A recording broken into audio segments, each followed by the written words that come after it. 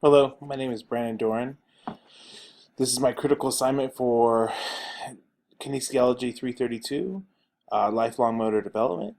And this is my analysis of normal and abnormal gait development from early childhood to older adulthood.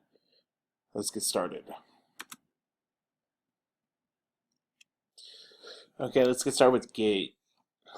Let's get started with gait. Gait is actually how we walk, our steps that we take, and the movement to create those steps. Motor development is the age-related process of change and movement. Motor learning is um, the foundational and permanent learning of muscle control. Um, Physical growth is our actual size and um, height, weight, um, all the things related to our physical body. Locomotion is how we get to one place from another.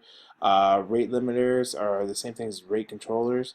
They are constraints, and constraints are um, like hurdles, things that become problematic um, in our growth and development.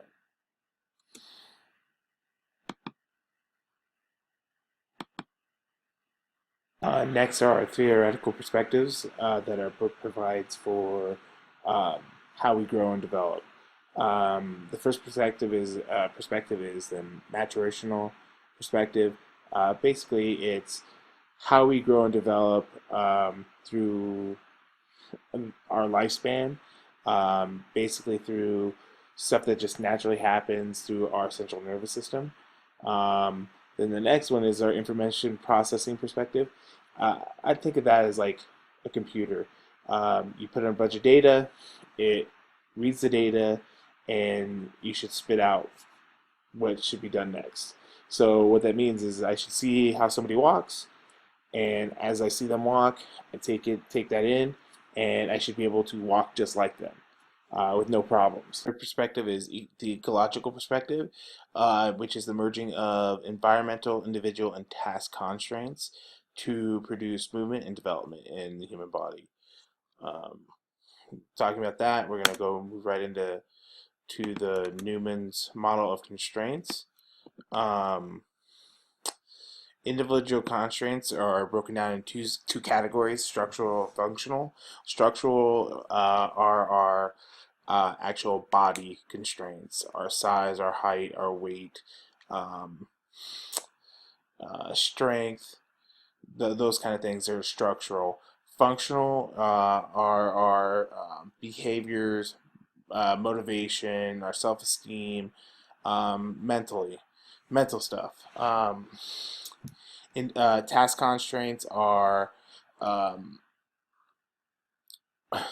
the action I'm trying to do. If I'm trying to lift weights, how my body's going to lift those weights, and what the hurdles are going to be to pick up a 100-pound plate.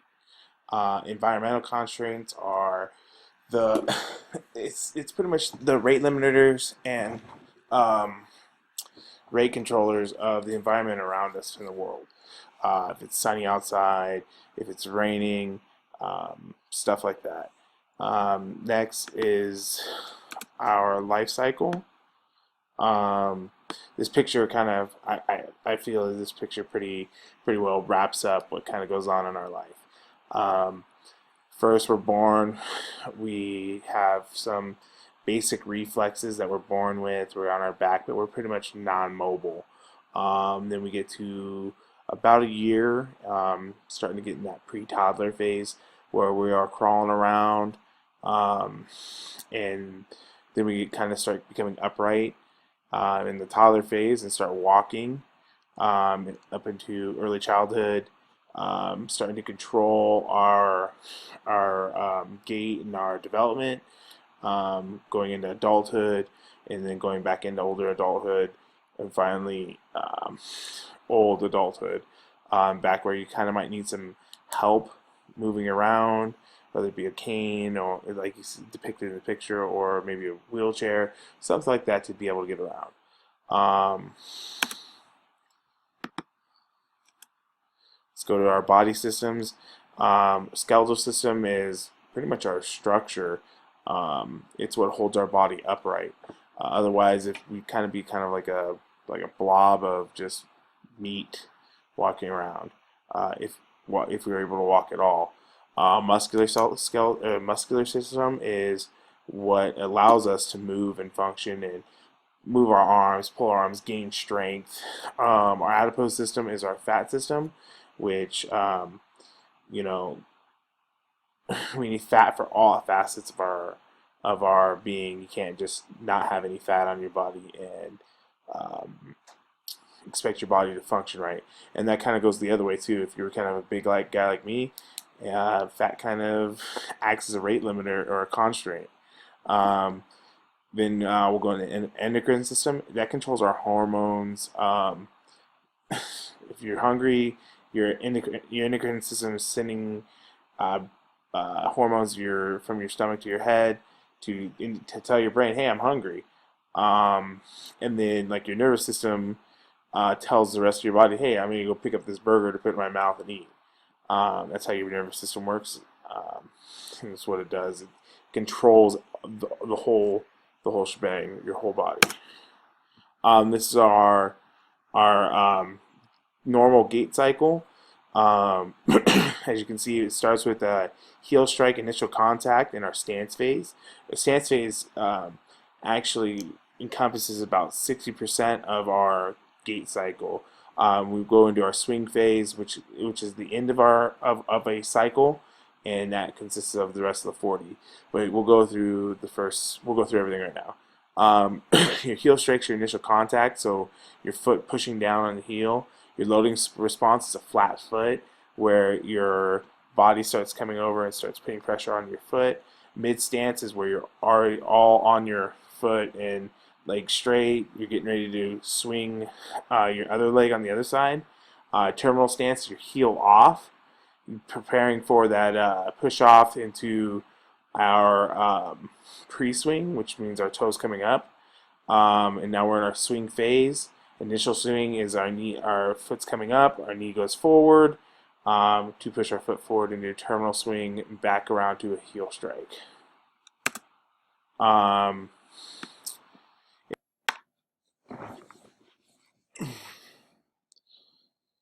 in early childhood, we have like spontaneous movements. Those all occur from in the womb all the way through to their first motions. Kicking, moving, um, sliding your finger across the bottom of their foot creates like plantar grasping. Um, it's all spontaneous infantile reflexes. Um, you know, So after you have the baby's on its back. There's a thing called supine movement. Or supine kicking, excuse me, where the baby's on its back and it's laying there and it's kicking and moving its arms is ferociously, just moving and kicking and pushing. That is the first step of development in the gait cycle. It's building the building blocks and foundations. From there it turns over. The baby learns how to turns over to its belly. Then it starts creeping and crawling, all the way to pulling itself around and traversing furniture. Um, and from that part, as they start pushing away from the furniture, they have a wide base to compensate for balance. They keep their arms in a high guard position, also helping to compensate for balance. And as they become more and more proficient, and their toes are toed out again with the wide base to help maintain balance and posture. Um, and as they get more and more proficient, you see their hands start dropping, their base starting to narrow. As they grow, their toes start coming back in from a toed out position to a normal heel toe position. Um, they drop their hands and they start moving in collateral movements, meaning arm when the left leg would step, the right arm would move, and learning their body just starts learning how to move naturally. Um, you know, going back to an abnormality, an abnormal development.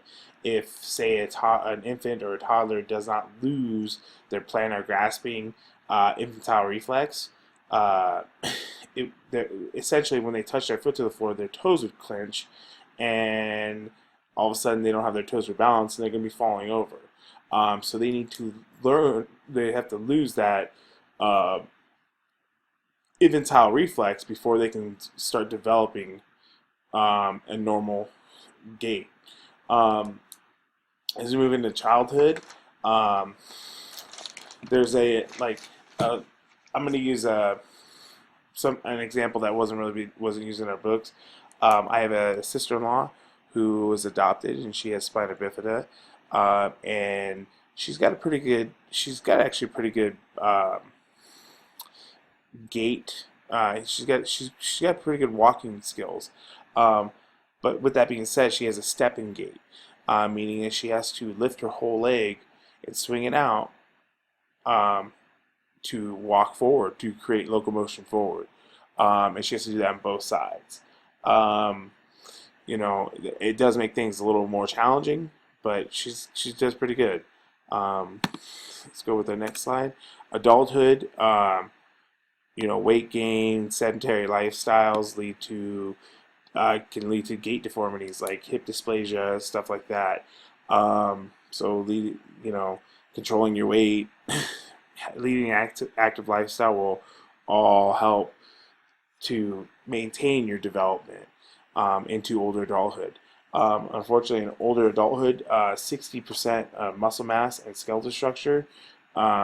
There's a 60% decrease in muscle mass and skeletal structure, um, which leads to, injuries. The less likely an older adult's going to take a chance to step forward and walk forward.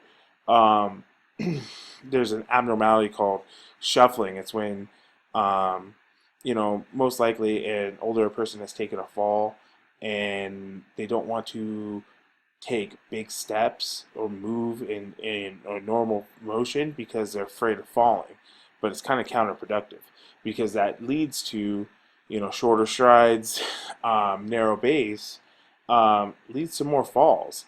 It throws them off balance. So they're being counterproductive in that. This course has been eye-opening. Um, it really is amazing how there's so many moving parts that go together to develop into a normal walking human being without any abnormalities or delays. It's a wonder how it's just amazing how God works that way. Um, because if it was just happen by chance, it just more and more affirms my faith when I take these courses, and it gives me a better understanding of of God, um, and how much He works in our lives, and how much He works daily, just in the simple fact of rolling out of bed and walking to the shower, and what it takes to do that. Um, so I really enjoyed this course, and I am looking forward to taking more courses with you. Have a Merry Christmas and a Happy New Year.